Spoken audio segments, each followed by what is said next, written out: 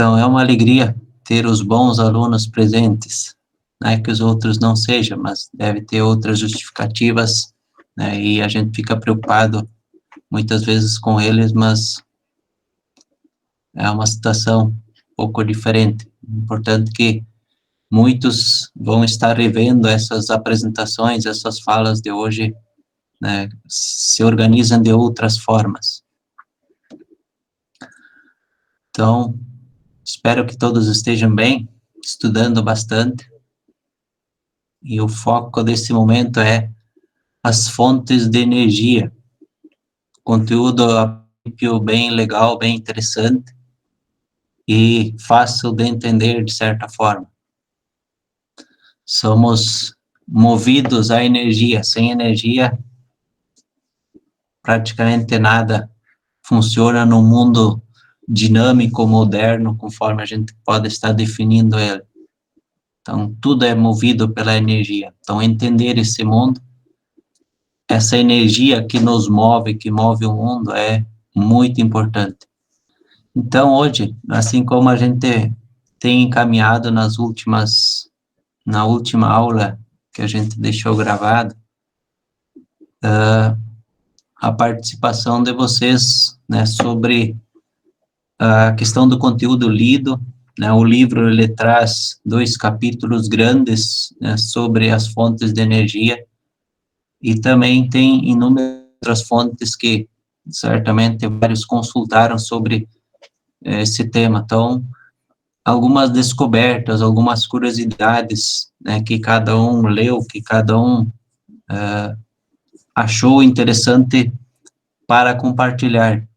Então, gostaria que cada um pudesse participar, então, nesse momento para poder trazer um pouco dos estudos feitos, de forma, assim, bem breve, né, para que a gente possa estar vendo também a importância, né, muitas vezes que os alunos dão para o conteúdo. Às vezes o professor filtra os próprios livros didáticos que são elaborados por, né, por pensadores, né, de forma bem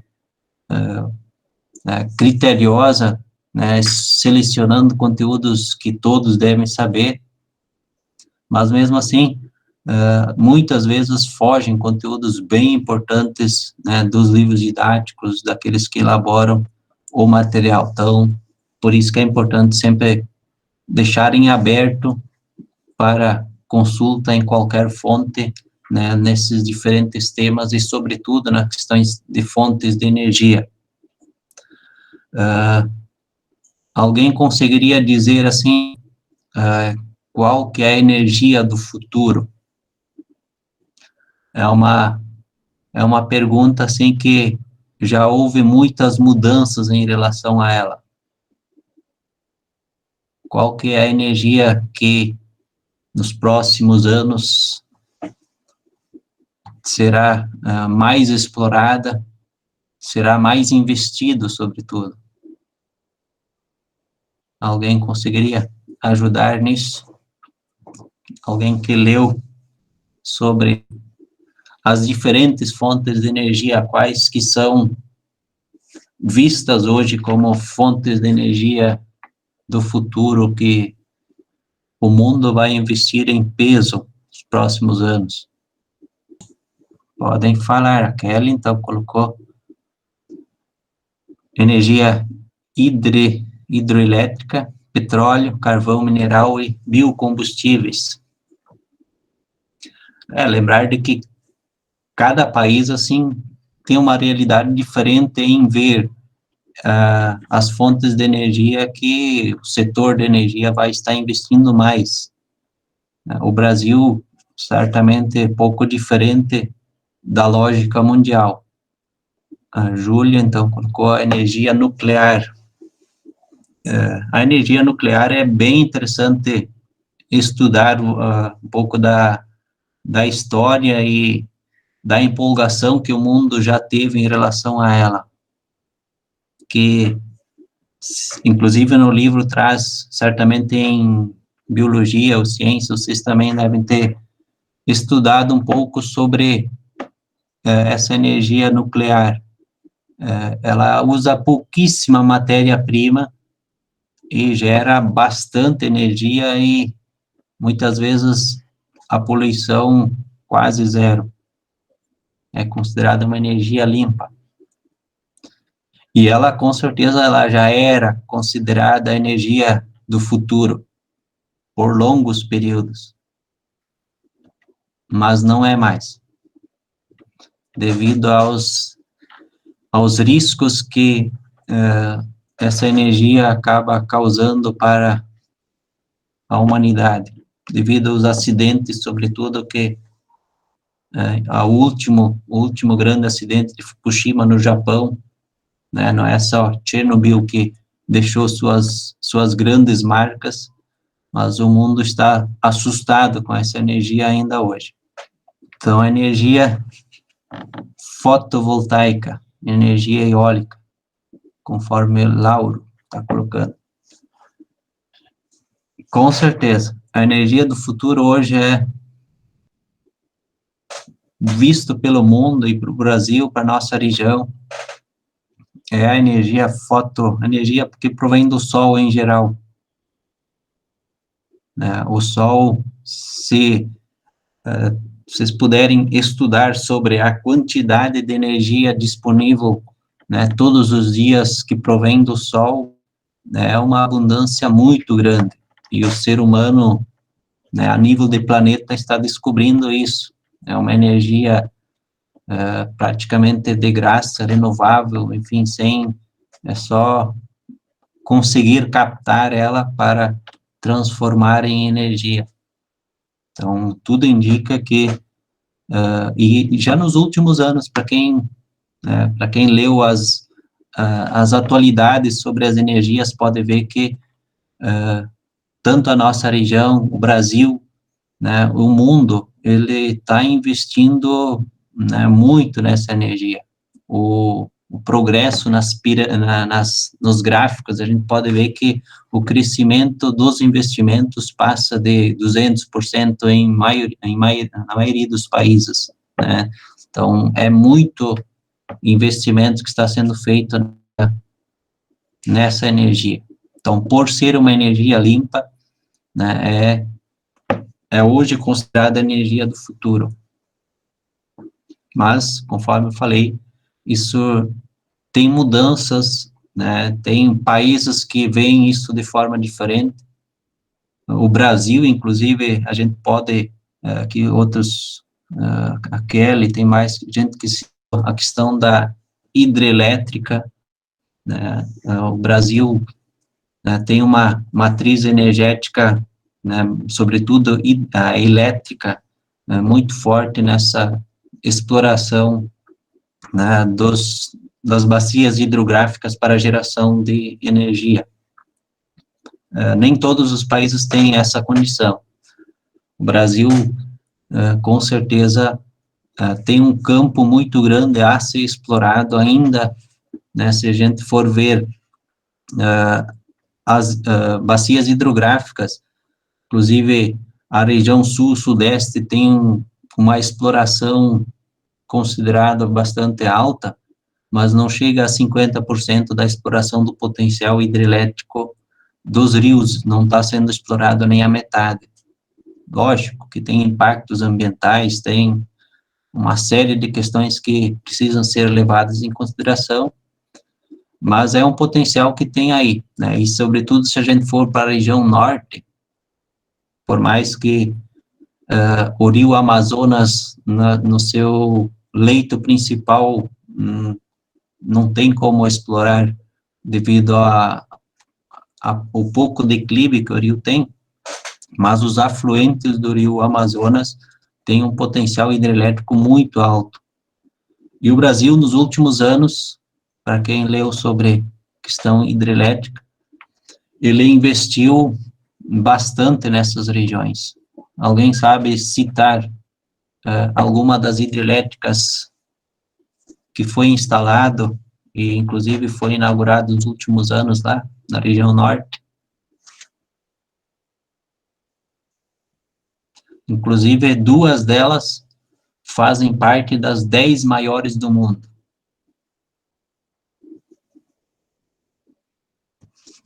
Alguém ouviu falar delas?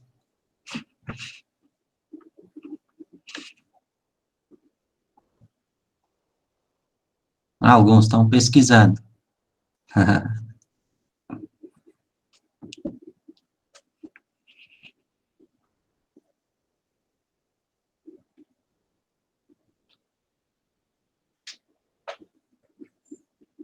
O Brasil tem três das maiores hidrelétricas, das 10 maiores que fazem parte, por exemplo, tem o ranking das 10 hidrelétricas do mundo. O Brasil tem 3 delas, e só que a Itaipu, que todo mundo conhece como uma das maiores, não é, não é só do Brasil, só metade do Brasil. Mas as outras duas são totalmente brasileiras. Isso, então, Tucuruí é uma delas, se não me engano, a sexta ou a sétima, depende de quem classifica elas, né? É uma das 10 maiores hidrelétricas do mundo. E a outra, alguém achou? Que é um pouco isso, então, o Belo Monte, energia inaugurada nos últimos anos. Então, as duas, né, grandes, gigantes hidrelétricas construídas lá na região norte, né, visto muitas vezes como uma região quase desértica, ou seja, para o grau de desenvolvimento do país, produzir energia lá na região norte e trazer para a região que consome energia, muitas vezes é um grande desafio, né? Então, em virtude da região sudeste estar um pouco já, por mais que o potencial dos rios é considerado alto ainda, mas a produção, devido aos impactos que isso causa, é considerado muitas vezes, né, já saturado, ou seja, os rios já produzem muita energia, e o grande ganho que isso se tem quando se instala em outras regiões, sobretudo quando acontece possíveis períodos de estiagem. Normalmente a estiagem não acaba não abrangendo várias regiões. Então, se uma região está em estiagem, está com pouco volume de água, isso acaba dinamizando esse setor de energia, acaba trazendo uma estabilidade, uma segurança maior, diferente quando pega uma região de estiagem que tem grandes quantidades de hidrelétricas instaladas. Imagina o sufoco, o problema que o setor de energia passa. Então, por isso também o setor de energia acabou investindo numa região mais longe, mesmo que ele precisa trazer essa energia via cabo para os grandes centros de consumo, né?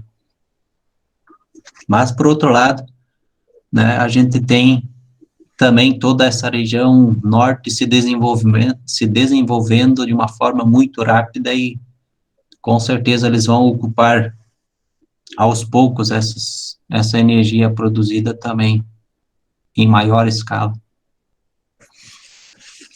Então, são algumas das questões bem importantes, né, que fazem parte das leituras, né, sobre fontes de energia e a própria realidade do Brasil.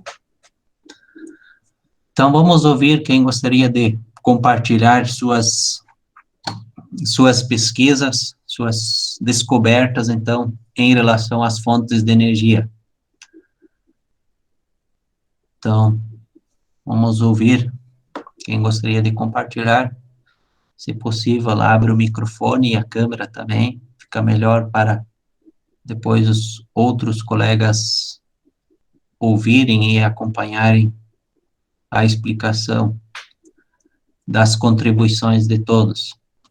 A Tamires tinha uma pergunta aqui, vou respondendo enquanto alguns se preparam. Essas, não sei se ela se refere a Tucuruí e Belo Monte, mas são maiores fisicamente ou maiores em produtividade. É uma questão bem interessante. Essa é uma questão que envolve, sobretudo, a classificação da primeira e da segunda colocada né, né, a disputa muitas vezes que tem entre a Três Gargantas da China, né, com a usina de Itaipu, né, que em obra, fisicamente em estrutura, a maior hidrelétrica do mundo construída, com certeza é Três Gargantas da China. Mas em produção de quilowatts, em energia, quase sempre a Itaipu ainda é a maior. Então, isso é importante ver, analisar, depende do critério analisado, pode ter mudanças significativas. Então, em obras e em alagamento, a Três Gargantas é a maior, mas em produtividade, produção de energia, a Itaipu normalmente ganha todos os anos, justamente porque a Três Gargantas da China, ela tem vários meses que ela produz mais, mas ela normalmente, no local que ela está instalada, ela passa por um período de estiagem, e aí ela tem uma redução de produção durante o ano. Então, ela acaba perdendo na produção calculado por ano. E a Itaipu, eventualmente, também pode passar por isso, mas não é regular. Na China é regular, é o período de chuvas e período de seca, então já é normal isso, eles já sabem dessa situação, não é nenhum problema a estiagem lá, é um costume, já se sabe disso. Ô, professor, Diga, Bruno. Posso comentar uma coisinha? Pode ser, Bruno, diga. Lá no estado de Nevada, nos Estados Unidos, tem um deserto. Esse deserto ele é chamado de deserto de Mojave, né? Uhum. E tem um monte de painéis solares instalados nesse deserto. E como nós já sabemos, né, os painéis solares eles são uma fonte de energia renovável e que não polui. Só que o que acontece? Lá, por conta de todos esses painéis solares, acabam que são encontradas algumas aves mortas, queimadas, por causa dos raios solares que são refletidos pelos espelhos, né? E aí tem uns cientistas aqui, ambientalistas, eles dizem que podem ocorrer mais de 28 mil mortes de aves anualmente por causa desse motivo. O que acontece é que elas vão atrás dos insetos, né, que são atraídos pela luz, que é refletida pelos painéis solares e acabam se queimando. Então, tipo assim, pelo que eu entendi ali, embora a energia solar seja muito boa, né, nós temos que tomar algum cuidado em relação a esse tipo de coisa, né, porque não adianta só instalar um monte de painel solar para gerar energia, você acaba danificando o ambiente da mesma maneira, né? Uhum. Ali tem uma questão, o sol, ele pode ser explorado, a energia do sol, ela pode ser explorada em diferentes formas. A energia, ou a matriz energética instalada nesses desertos, ela é diferente da placa solar. Então, se a gente, por exemplo, for ver uma placa solar, aqui, certamente aqui tem gente que tem ela instalada, ela não causa isso que está causando lá. Não reflete, né? Isso, então, o sistema que está instalado lá naquele deserto, que ela inclusive gera bastante energia, mas é através do reflexo, ou seja, os espelhos são sincronizados e acabam todos refletindo no mesmo espaço. E naquele espaço existe quase uma chama, um fogo, né? Então, qualquer ave que for naquele espaço, é quase certo que não vai sobreviver, né? Então, ela acaba aquecendo a água e acaba, né, gerando energia através do calor. Então, com certeza, é um risco, né, mas por ser deserto, ainda a incidência de aves é pequena, mas mesmo assim, tem aves e tem outros problemas que ela pode gerar. Então, ela tem consequências, ela tem danos a serem analisados. Mas é importante ver de que a fotovoltaica, né, ela não tem esse problema. Então, ela é uma outra forma, né, aqui na nossa região, nós temos a fotovoltaica, nós temos também outras formas de aproveitamento, de aquecimento de piscinas, de tanques de água, enfim, que não é a fotovoltaica. Então, o sol tem várias formas que podem ser utilizadas para a produção de diferentes tipos de energia. Então, é importante ver que nem todas, né, cada uma tem as suas vantagens e suas desvantagens. Muito bem, participação bem interessante, até para entendermos as diferentes formas de captação de energia do próprio sol. Mas, além do etanol, a mamona, as sementes do girassol podem gerar biodiesel. Mas, do ano atrás, estava a fase inicial de produção. Toda essa questão da geração do biodiesel, para quem acompanhou a questão da própria situação da agricultura do Brasil, né, o Brasil é visto como um país com grande vantagem na geração de biocombustível, né, e há cerca de 7, 8 anos atrás, né, parecia que o Brasil estava, assim, numa ampla vantagem e que poderia investir em grandes escalas na produção, né, sobretudo no biodiesel, né, quando ele foi mais descoberto pelo Brasil.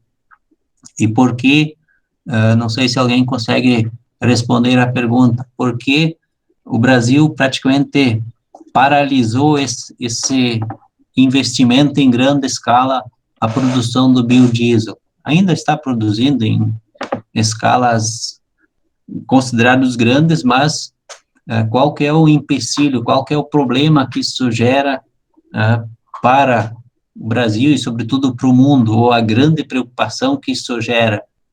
Alguém conseguiria dizer porque o Brasil, os países têm medo de investir, ou têm receio, medo, não sei, mas ele acaba provocando alguma coisa que, e se precisa levar isso em consideração. Alguém conseguiria justificar porque se precisa ter esse cuidado de produzir etanol em grande escala, todos os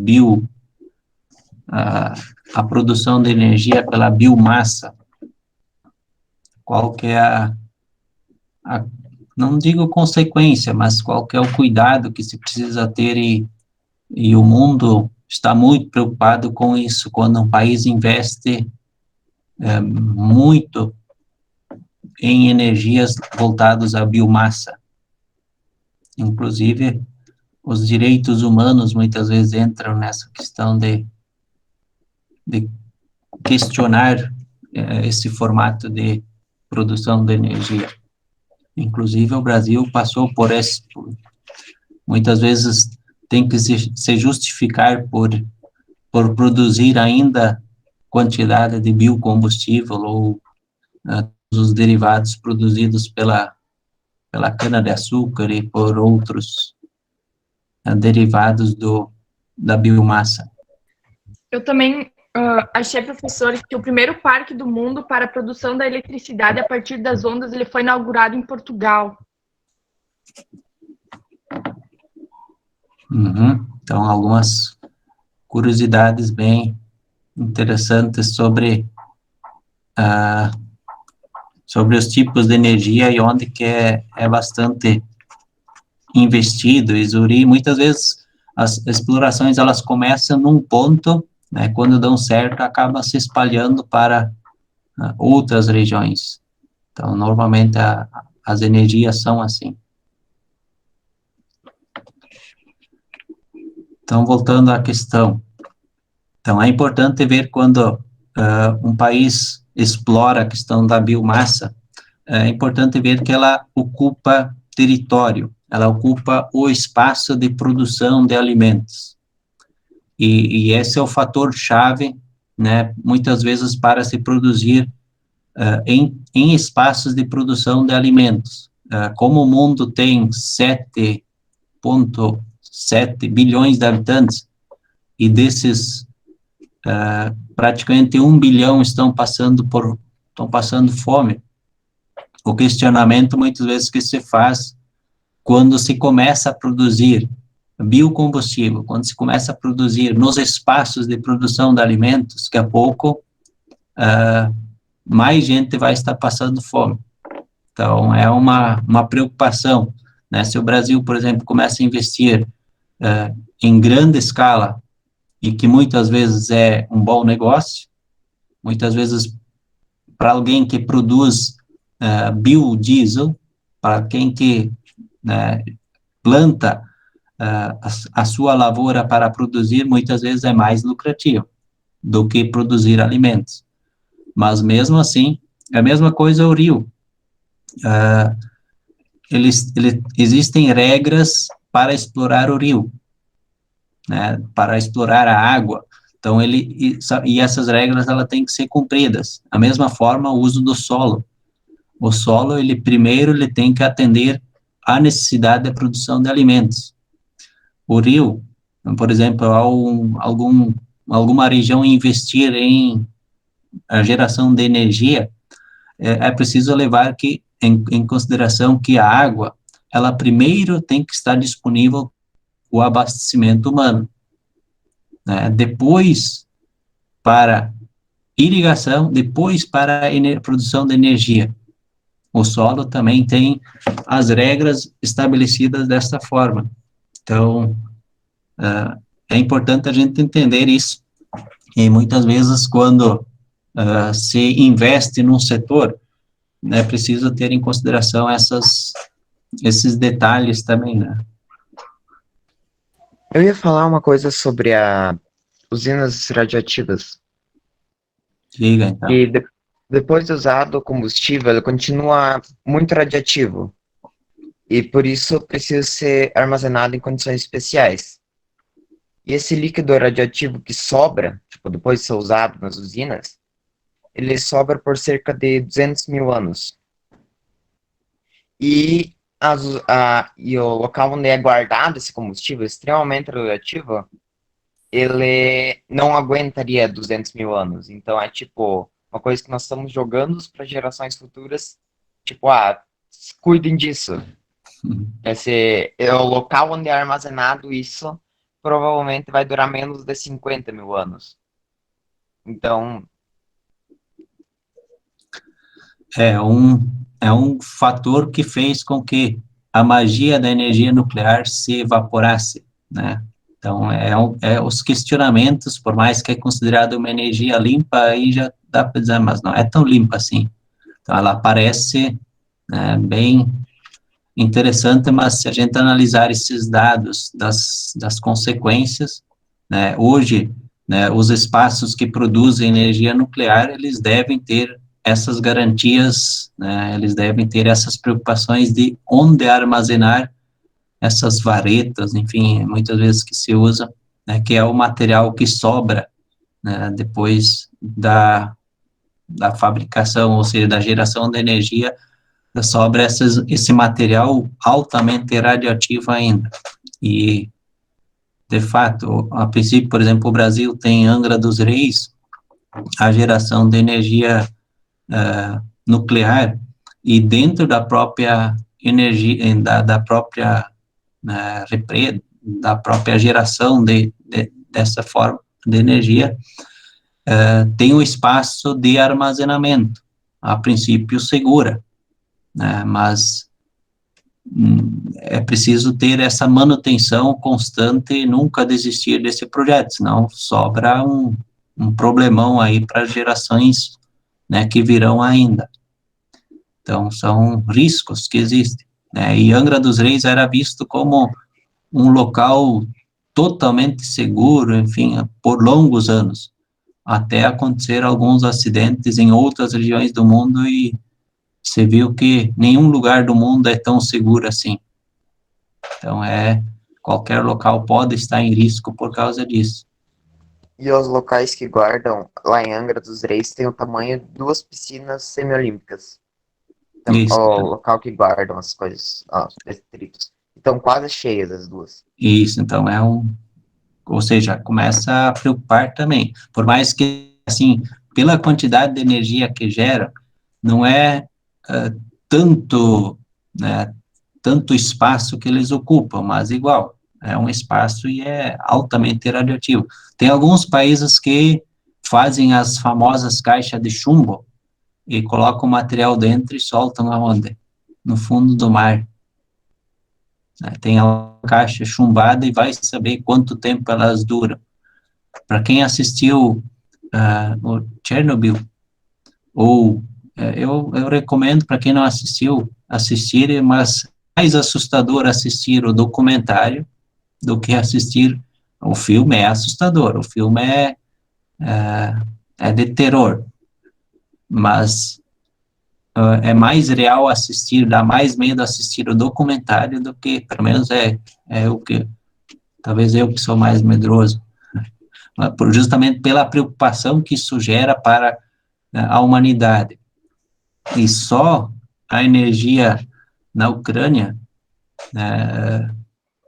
o risco que ela, justamente aquilo que o Gustavo levanta aí, parece que ela foi controlada, mas ela precisa de manutenção constante. A gente sabe que um reator só explodiu, um reator causou todo esse problema de hoje termos ainda uma cidade fantasma lá, e tem mais 2 reatores que a princípio estão só desativados, e se, por exemplo, o maior acidente ainda estava por vir, se eles não tivessem controlado esse um reator, ele poderia ter comprometido os outros 2, e a princípio toda a Europa, pelos cálculos que se tem, toda a Europa não existiria mais. Então, imagina a quantidade de reação que tem lá em apenas nessa geradora de energia. Então, é um problemão ali, que essa região precisa constantemente fazer a manutenção, inclusive já foi feito uma o chumbo, a princípio, é um material que dura mais tempo, segura, guarda essa energia radioativa. Então, esse espaço foi chumbado, todo em volta, e ela já recebeu a segunda camada, e certamente com o tempo ela precisa receber mais camadas de chumbo. Então, é bem importante, ao estudar a energia nuclear, também estudar esses espaços. E toda a história, os detalhes, que o filme relata, por mais que é um filme de terror, ele distrai um pouco a questão do medo dos animais, que estão lá soltos hoje, mas também é uma realidade, Então, a natureza também, quando recebe doses de material radioativo em excesso, ela acaba gerando também alterações, no seu desenvolvimento, tanto os animais como os vegetais. Então, é um laboratório, por mais que é uma cidade fantasma, é um laboratório a céu aberto, para entender as consequências do material radioativo. Além de toda a cidade, todas as pessoas que estavam lá, viveram vários dias expostos ao material radioativo, também era um laboratório a céu aberto, para entender a radiação, que é um material radioativo, não se vê, é bem complicado de entender quando não se vê um inimigo presente. A mesma coisa, acho que todos devem ter micro-ondas em casa. Ele funciona através de ondas radioativas. Você não vê calor lá, você não vê as ondas, mas eles são altamente danosas, sobretudo se elas saem desse espaço. A princípio, o micro-ondas é seguro, mas ele usa ondas, que são invisíveis e que podem trazer consequências para alguns. As próprias lâmpadas fluorescentes, elas também usam material usa um fator radioativo. Eu, inclusive, segundo, vocês podem ver que eu tenho algumas manchinhas, já tirei várias, não sei se são do sol ou se são se são das lâmpadas fluorescentes. Eu, na minha casa, troquei todas para garantir, não tenho nenhuma fluorescente. Mas na escola, em muitos espaços, ainda tem, ainda que estão sendo trocados pelas LED, que a princípio parecem que não tem essa mesma, não são radiativas. Então, para a maioria das pessoas não faz nada, mas então cada pessoa reage diferente ao, é mais sensível, menos sensível à questão da radiação. E a questão da própria radiação, ela está presente em maior escala em qualquer objeto, sobretudo os objetos, produzidos pelo ser humano. Eu tinha lido esses dias atrás, não sei se é verdade, que uma notícia que aqui no Brasil tem ainda mais de 1 milhão de pessoas que não têm acesso à luz elétrica nas suas residências. Aí eu acho bem desigual, assim, porque tem muitas formas de produzir energia. Então, como é que 1 milhão de pessoas aqui no Brasil, mais ou menos, não tem acesso à energia na sua própria casa, mas consegue ver os fios de luz do outro lado? Tipo, eu acho muito injusto isso. Esses são dados que eu olho também, às vezes, não, parece que não são reais, mas segundo fontes bem oficiais, é isso mesmo. A nível mundial é bem pior ainda. A gente acha que todo mundo tem acesso a essas tecnologias, para que todo mundo, se a gente for ver a nossa vida, nós não sobrevivemos sem fontes de energia.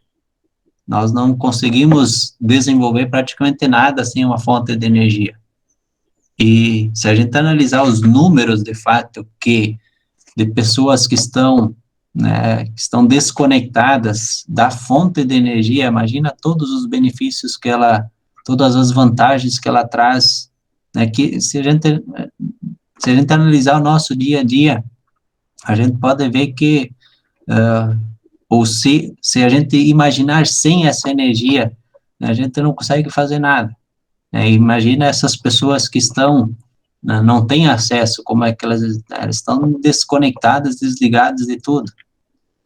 E é um número significativo, por mais que a gente pode ver que nos últimos anos o Brasil tinha programas específicos para o Luz para Todos, enfim, tinha programas assim para resolver essa situação, mas mesmo assim, o número de pessoas sem acesso, sobretudo à energia elétrica, que é uma das que move muita coisa, eles estão desconectados ainda.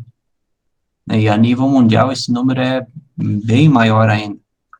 Algumas regiões, alguns países bem menor, mas a nível mundial, essa questão, e muitas vezes a gente acha que todo mundo está conectado na internet.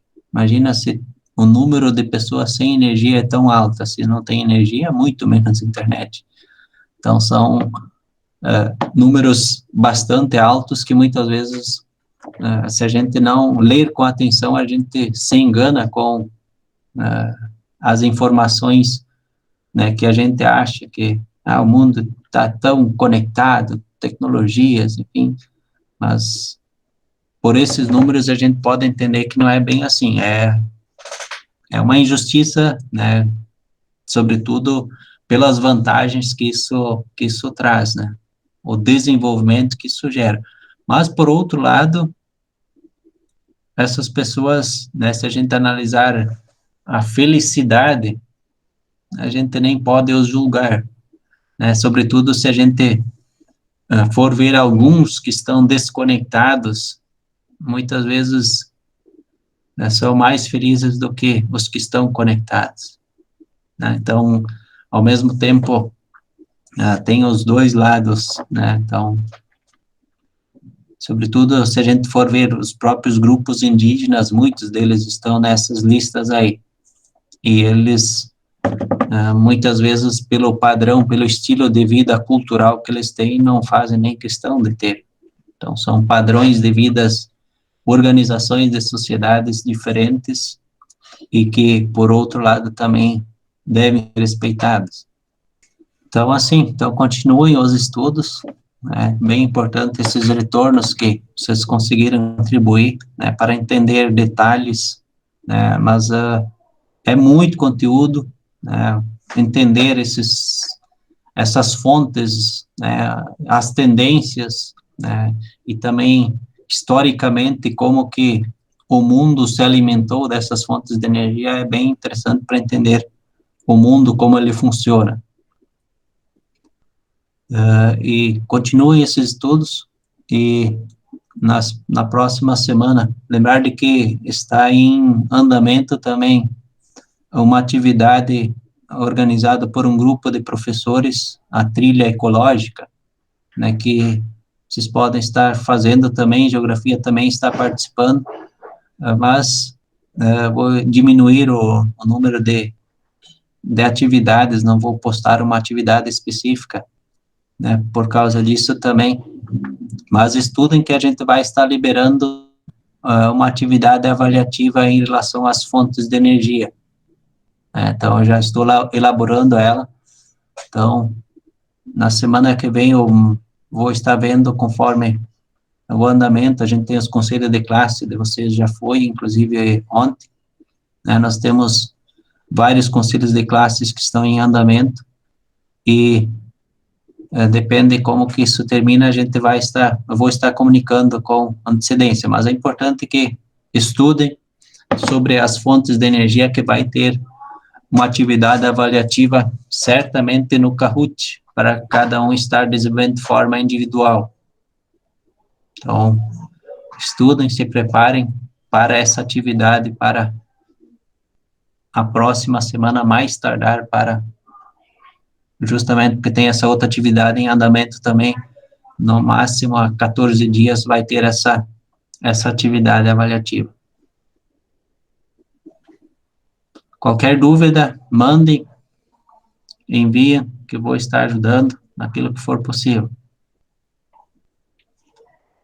Muito bem, bons estudos, até mais. Tchau, tchau. Valeu. Beleza? Obrigado por participar aí.